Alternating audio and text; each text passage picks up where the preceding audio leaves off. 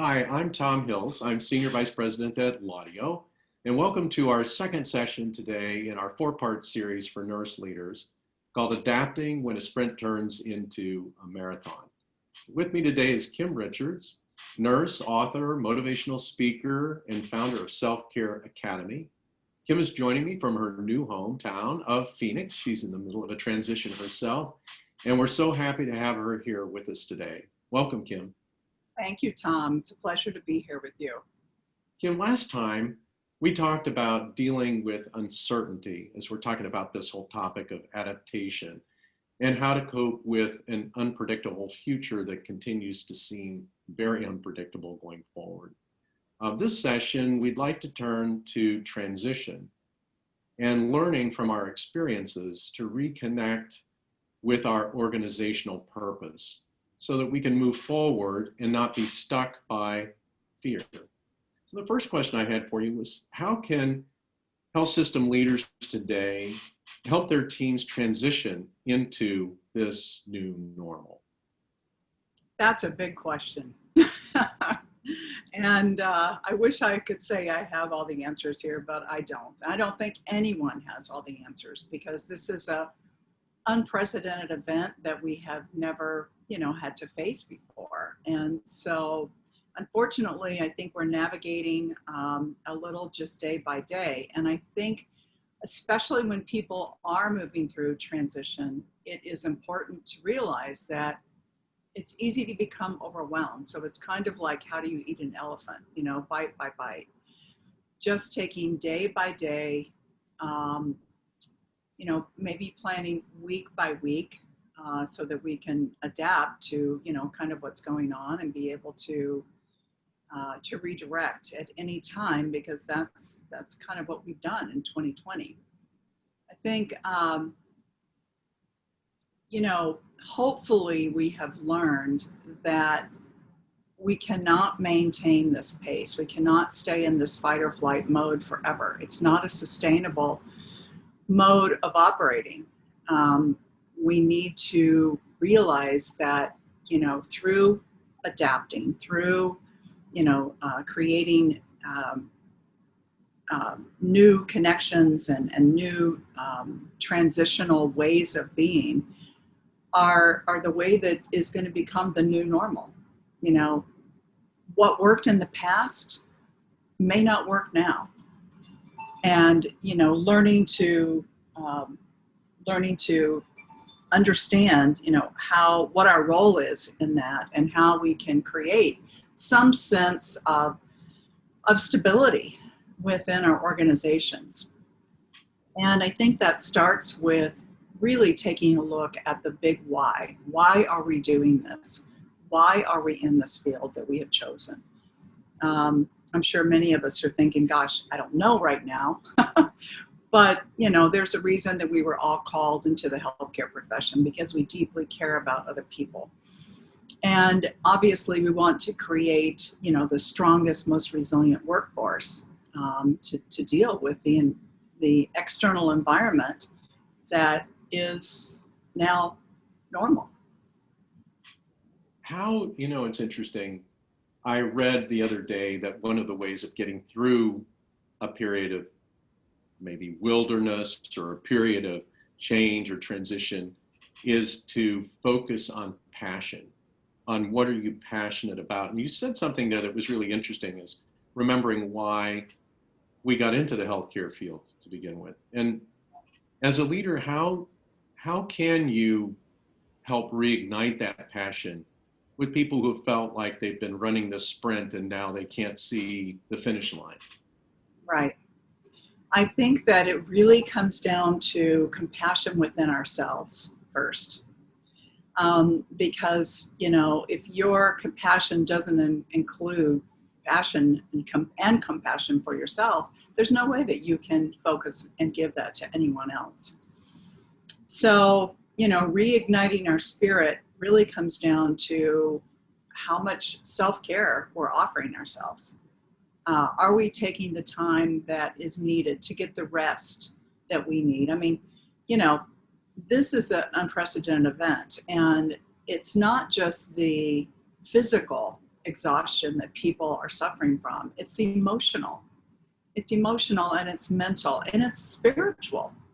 It's a spiritual exhaustion for especially frontline workers. And taking time to reignite your own spirit, filling your own basket, is absolutely mandatory during these times of change and transition.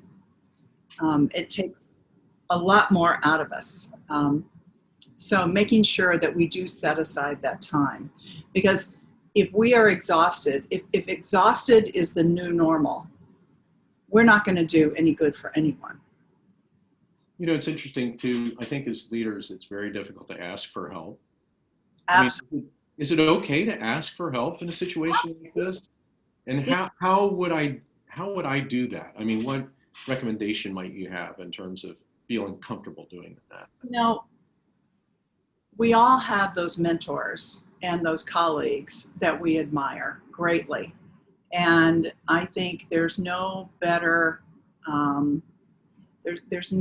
there's no better flattery really than going and asking someone, look, I'm watching how you're dealing with this and I'm really amazed. Can you share with me? And can you help me? Can you hold me accountable? You know, there's absolutely nothing wrong with that. And I think the last session we talked a lot about vulnerability and how that brings forth the courage that we all have within us. It's just sometimes we kind of lose sight of that, and we start to doubt our own abilities. But we all have it, and asking for help. It's a difficult thing, especially for nurses to do. You know, we always like to try and take all this on ourselves. You know, we're like these superheroes that, you know, can handle anything and everything, and just acknowledging that we just can't, especially during these times, and getting support and getting somebody else's perspective is extremely important during these times of transition. You know, It's interesting too, you know, in this whole idea of transition, it seems like the old rules don't apply and the new rules haven't been written yet. that's right. Do you have any advice in terms of trying to help leaders anchor on core principles or core organizational values? Like how can that take place, or what should I, for instance, as a leader, be thinking about in trying to go back to those original principles? Well, I think at first we need to acknowledge that this is uncomfortable and get comfortable with the uncomfortable and not beat ourselves up so much. You know, the new, the new pillars and the new goals may be rewritten, like you said, and that's okay. It doesn't mean that we're not achieving what the overall goal and mission of the system is. It just means we might have to go about it in a different way because we're using different resources. We're using different ways of being to try and achieve the same goals. Great. And as people are coming to us as leaders, I'm sure there's a lot of emotion that's still that's still out there. Any advice in terms of how leaders can better coach those that are struggling in their organizations to be more resilient, to help, through this transitionary period? Yeah.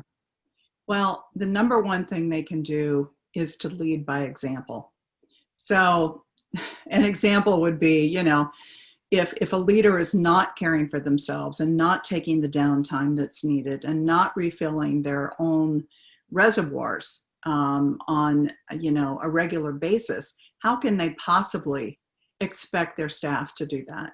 Because the staff are watching the leaders. And if they see an exhausted leader, number one, it's going to kind of create that sense of, gosh, I don't want to add one more thing to their plate.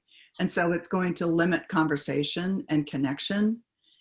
And you know, they're also going to start to feel this kind of sense of fear, like, wow, I'm looking at what this is doing to my leader.